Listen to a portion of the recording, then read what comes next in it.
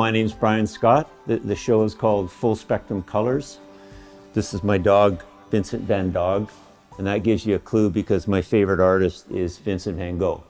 Now, Van Gogh influenced generations of artists, and I encourage my students to use a full spectrum of colors. So there they are, there's the full spectrum.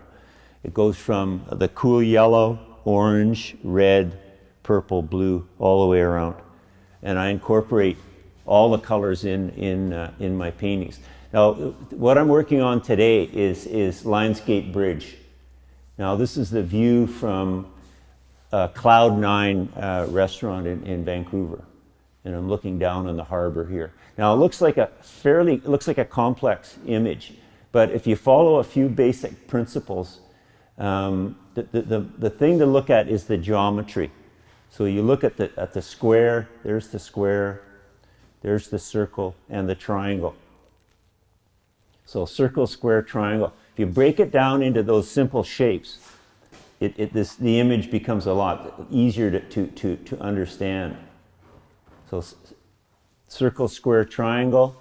Now, hot colors forward. So you can see I'm using hot colors coming forward, and then the cool colors receding. We call that atmospheric perspective. So the hot colors coming forward, the cool colors receding into space. Now, so you want large shapes, medium shapes, and small shapes. So just an example, there's the sun. So that's a large circle. Now the light on this lighthouse here is a small circle, and then a medium circle, which would be the circle in here. And of course, you can see circles all the way through here. So it makes it much easier to see the painting, to design the painting if you think in terms of those simple geometric shapes. But I just love the idea of Lionsgate Bridge. Now, Lionsgate Bridge was built during the Depression because the Guinness family owned real estate. Imagine owning all that real estate in West Van and North Van. So they wanted to get people over to sell real estate in North Vancouver. So that's why Lionsgate Bridge, and then eventually the province, bought the bridge. It's a wonderful shape. It's like a piece of sculpture in itself. So you can see I'm really now.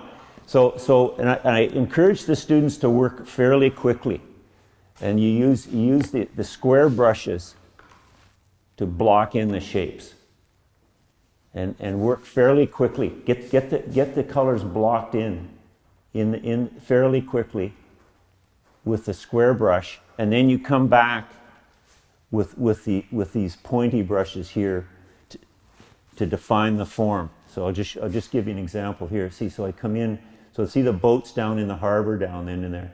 So I just use that line to describe the forms. Now, I love playing with the boats because you want to change the direction.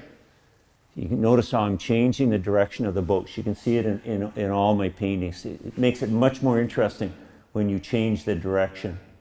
Now talking about the direction, so you have horizontal. So there's a horizontal there.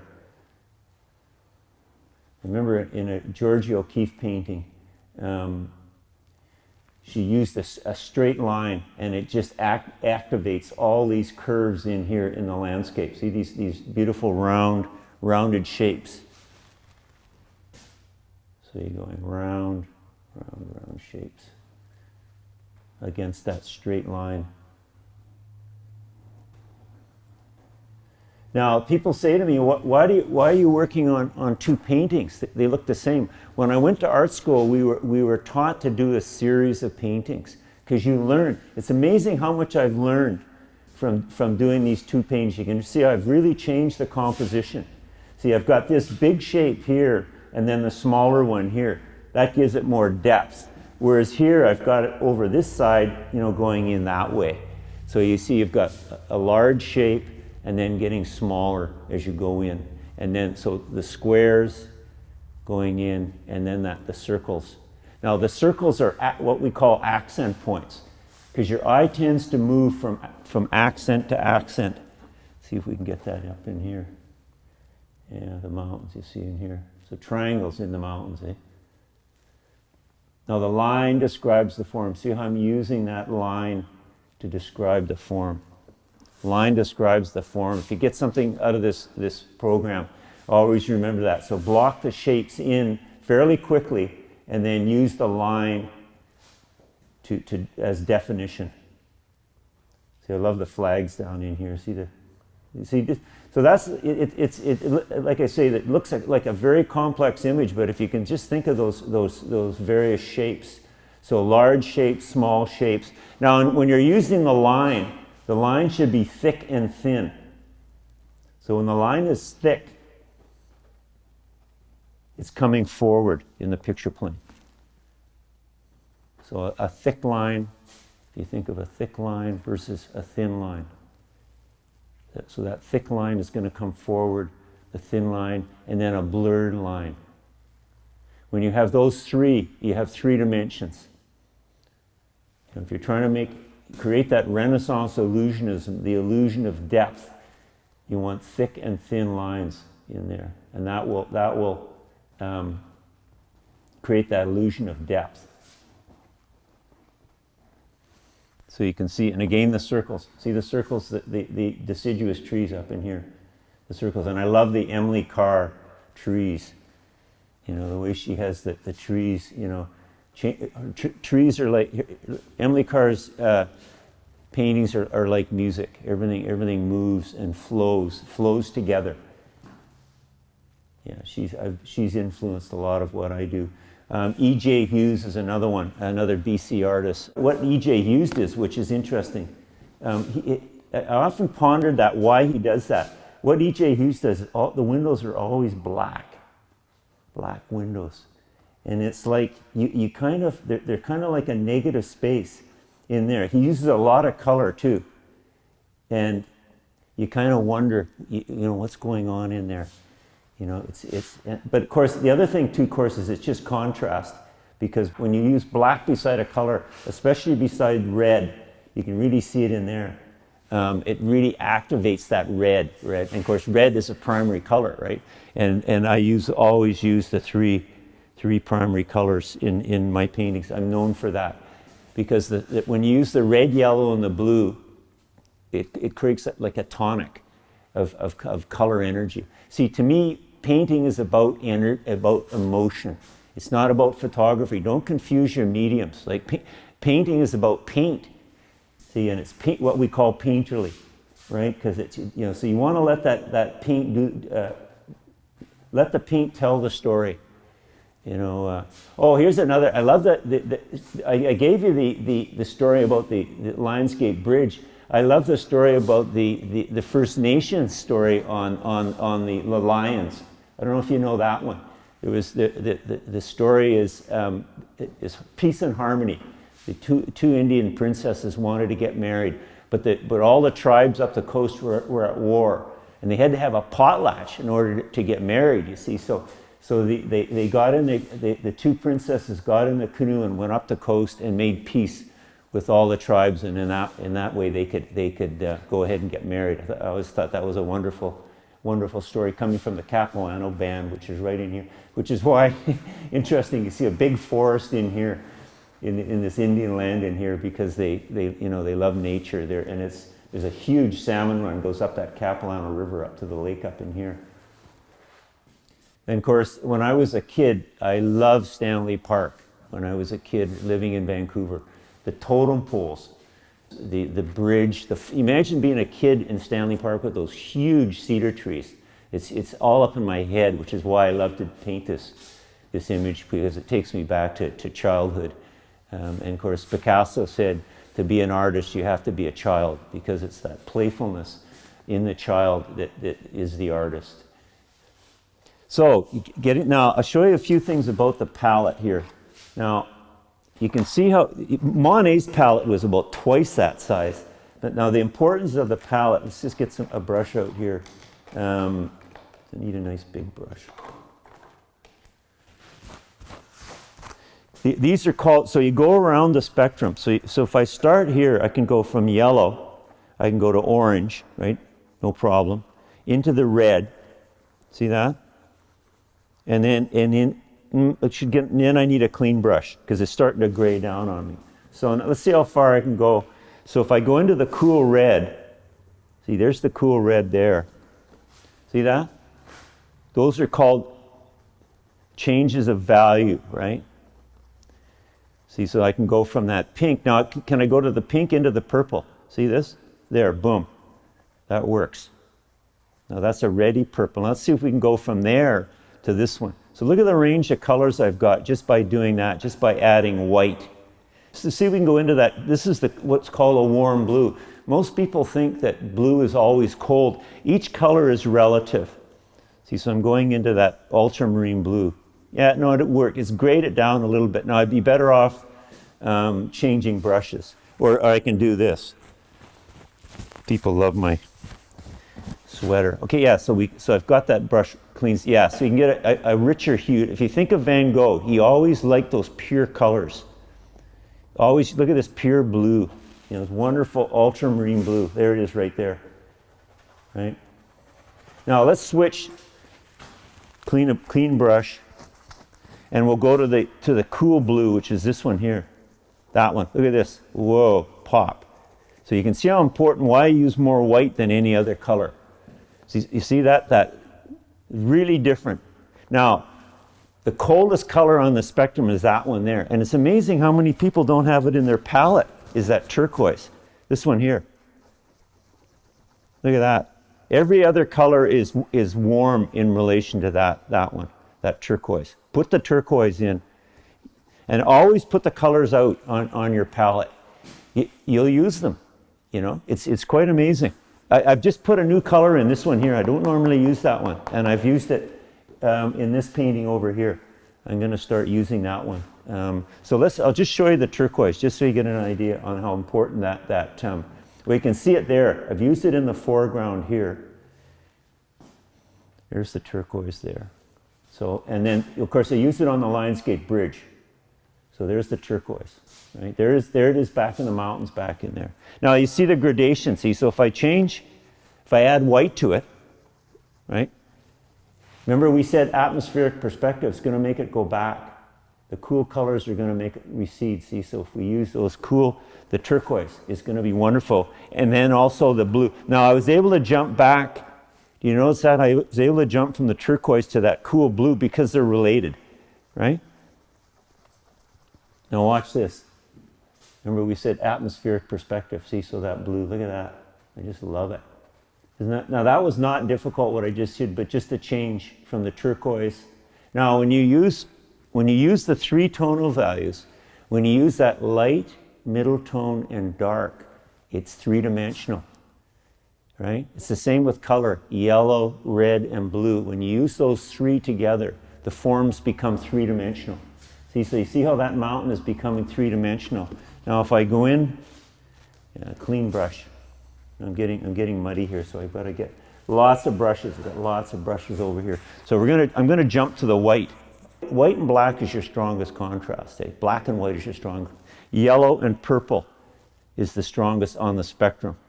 So let's see if that holds true. So we're just going to use just that white on that. Look at that. Isn't that beautiful? Just the touch of white on the tops of the mountains. See how those mountains are now three-dimensional, eh? Yeah. The other thing I do is I figure out where my light source is. So the light is coming from the sun. You see that? I use a lot of yellow. See how much yellow in there. Why? Because the light from the sun. So the light rays are coming from the sun, and light rays travel in a straight line. So the light's going to come from the sun and strike the forms. Look at that. Isn't that fantastic? Now that's not difficult what I'm doing. I'm just outlining with the yellow. And I got that idea from my teacher at UBC, Gordon Smith. He used to always talk about an Austrian artist, Kokoschka. And that's what Kokoschka did. Look at that, beautifully showered his forms with light. So there you go, you can see. And you're never going to do it the way I do it. Everybody does it differently. Like if you looked at Kokoschka paintings, you'd see the ideas there. But he really goes all out, you know, with the showering the light with the colors on there, right? Yeah. The other thing I got from Gordon Smith was the idea of the underpainting, which I've mentioned before. You can see how I use that yellow-red underpainting. The underpainting keeps the picture together. So if I'm using a blue undercoat, the group of 7 did this. Most artists use an underpainting. Seldom use a white ground. So I use yellow, cool red with a black dry brush.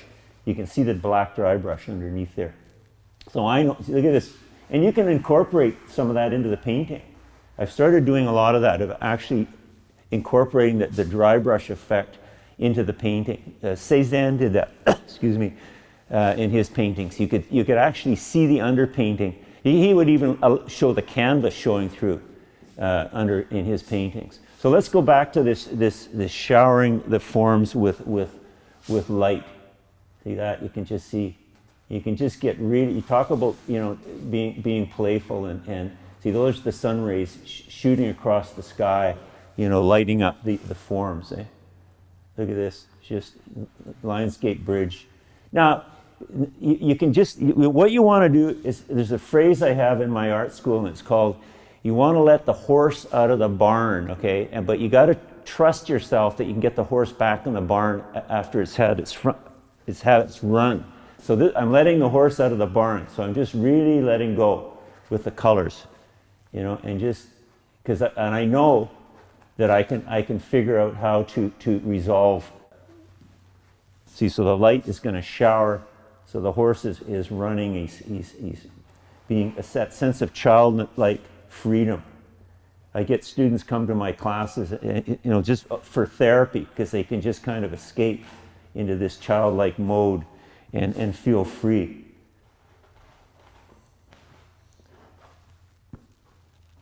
So I'm just showering the forms with light. And that's not difficult. To me, painting is about emotion. So if you can incorporate a full spectrum of colors into your painting, you'll trust me, you'll generate that emotion. People are like bumblebees, they're attracted to color. So just to summarize again, now as I mentioned, this is quite a complex image, but if you break things down into those geometric shapes, it makes it very easy to structure the picture into shapes. See, so I've got circles. You can see the circles, of the landscape, the roundness of the landscape, and then the mountains, the sharp edges of the mountains. And then I work quickly with big thick brushes to block in the colors fairly quickly. Probably the most crucial thing is the overall composition. And that's why I started with the white. See the white lines in there? Because then I can change it.